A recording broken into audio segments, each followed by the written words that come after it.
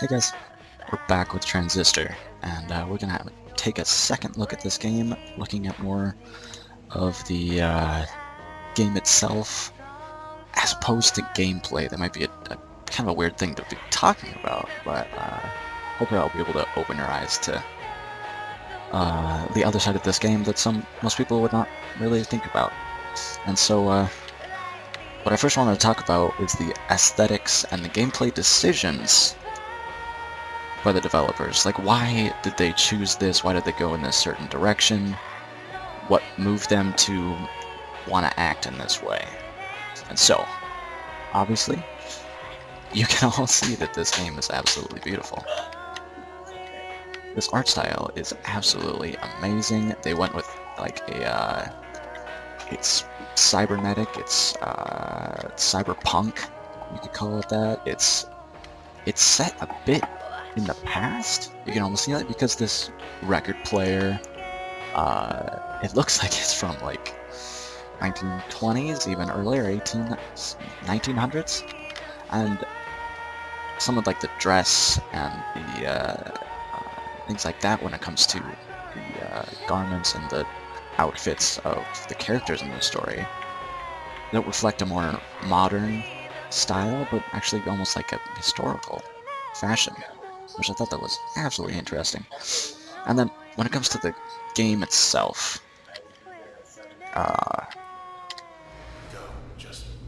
when we look at the pacing of this game, so when you start off this game, your brief flash of what has just happened, and it throws you right into it, and you move forward, and you're basically put forward into the action incredibly fast.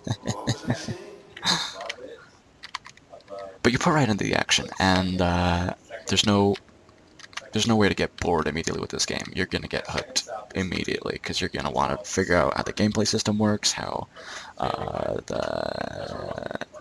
everything is. Try to experience this game right off the bat because it puts you in it right away, and I absolutely love that. And another aspect of this game that would be worth looking at is the aspect of how in this game the developers chose that the character doesn't necessarily die when this health bar down at the bottom runs out. Take enough damage. Instead of it falls out. Instead, if it runs out, you lose one of your powers there at the bottom. You lose access to one of them. And so, in that sense, you're steadily becoming weaker. Steadily becoming weaker, because instead of you having to rage and move toward the system of just like repetitiveness, and you gotta keep trying, and it's like doing the same thing. It's like a repeating set idea that you have to follow. It totally goes against that, where it allows you, because now it's strategic. You have one of your attacks or weapons removed, and you have to figure out a new strategy and how to work around that, and I absolutely love that. Another thing would be focusing on the turn system, which is the entire gameplay mechanic of this game. Basically this top angle view that looks down, and this turn-based system really, I think, brings the whole game together as an art. Because when you see this turn system, I don't know if you've noticed this, but there is no time requirement. You don't have a set amount of time to make your decision. You can sit here all day if you wanted to. It's so much more strategic, and this lack of a time restraint really lets you focus on the style of the gameplay that they want you to do. You can get original as well. You can be incredibly creative with this game because it's all about strategy, and strategy is not set in a certain way. There's no certain strategy that just works in all situations. You have to learn and adapt. But then it also exposes you to the other parts of the game, which are the aesthetic bases. And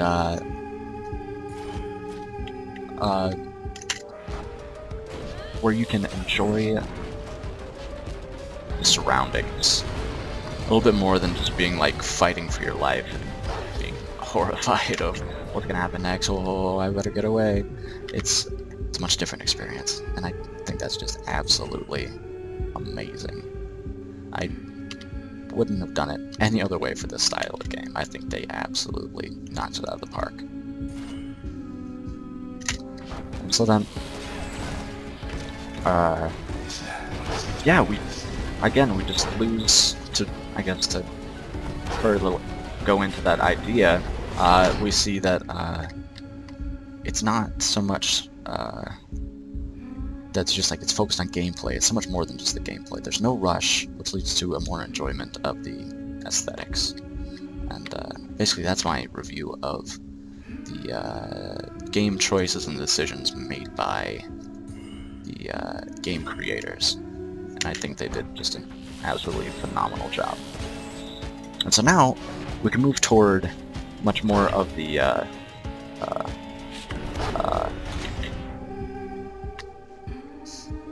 yeah, we're move toward what should I say?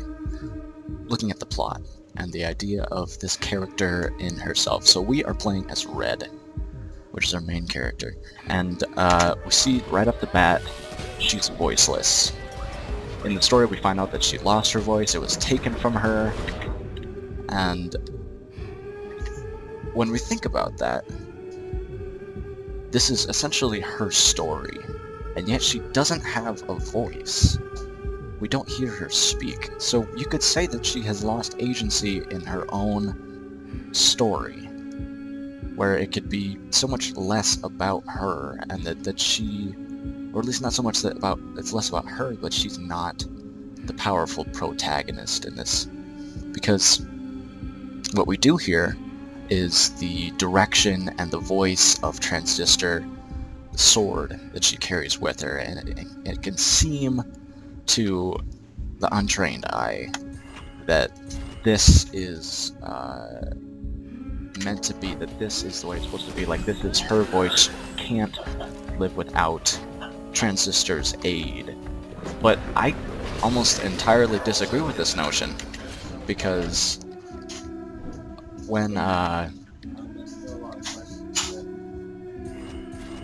we really think about it, Red has a body, but no voice, so we think that she needs to be controlled. But in the end, when we look further into it, Transistor has a voice, but no body. So in the end, Red makes the decisions. Transistor can suggest all he wants, and he can just suggest what he tells Red that she should run to safety and that she should try and escape and lay low. But in the end, she follows her own path, her own agency, and is her own person. So it defies that idea that this is all she has and that she needs to be helped by this male character. That there's some kind of sexism involved, and I highly disagree with that. So I think that's definitely something to focus on. And now, when we took a look at Red, we can look at her physique and her appearance. And of course, we can tell right off the bat that she's skinny, beautiful, red hair, obviously strong fashion sense. She's meant to be a beautiful musician that's just got everything going for her in an artistic sense. But then, when we see this through the idea of the, let's see if we can actually attack this thing, because this thing keeps destroying us. Yeah, it doesn't look like we can. That's really interesting. But back to what I was saying. We look at her physique, and we can say that the developers were really thinking about having.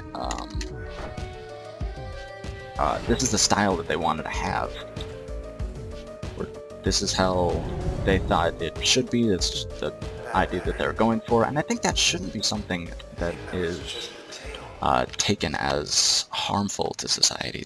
That she's making, that they're making a wrongful assertion that beauty has to be skinny or has a certain body shape, and I don't think that's the point of this. You can make that, you can have that opinion, but I don't think it really matters to the game, and I don't think it holds its own when comparing it to the true artistic stance of what the developers were going for. And in the end, it eventually is up to them, almost entirely.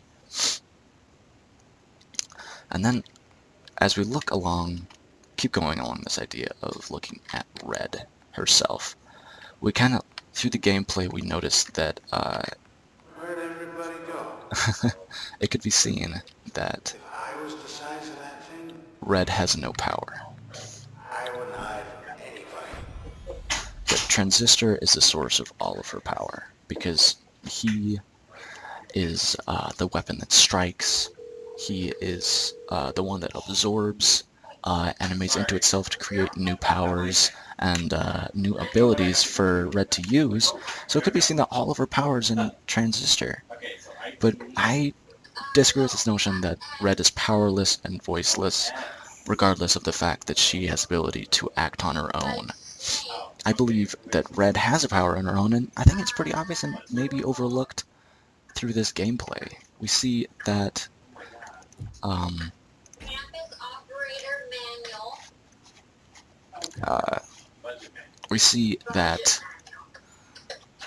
yeah, I'll have to figure this out actually. But we see that Red's power is the strategic turn-based system that we have in this game. That is her power.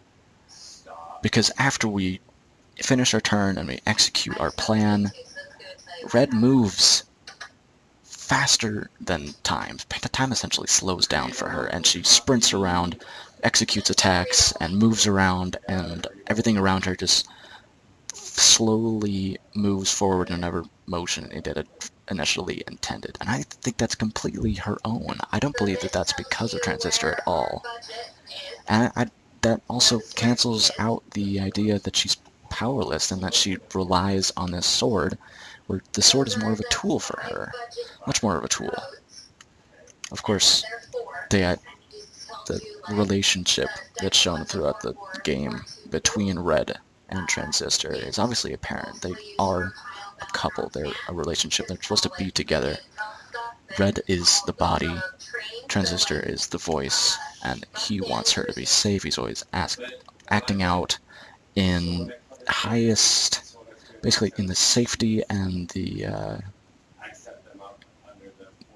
I suppose it's like the safest route for her. Whatever keeps her safe, or the smartest, most sensible idea he suggests forward. And it's never imposed upon, because in the end, she's the body, she makes the decision. And I think that definitely needs to be noticed, instead of taking the stance of this sexist ideas that I think definitely would ruin this whole game. I think it's completely wrong to make that assumption. And I think that's mostly what I wanted to talk about. And hope you guys enjoyed. Hopefully it let you guys have a more in-depth look at what this game is all about, because games can be so much more than just the experience of playing the game and playing through and experiencing the story without looking into it critically. And I think that's something we should always do, and it provides a new aspect of gaming that is very, very enjoyable, at least for me personally, and I'm sure it would be just the same for you. So, hope you enjoyed, hope you got something out of it, and feel free to leave your opinions in the comments down below. So, see ya.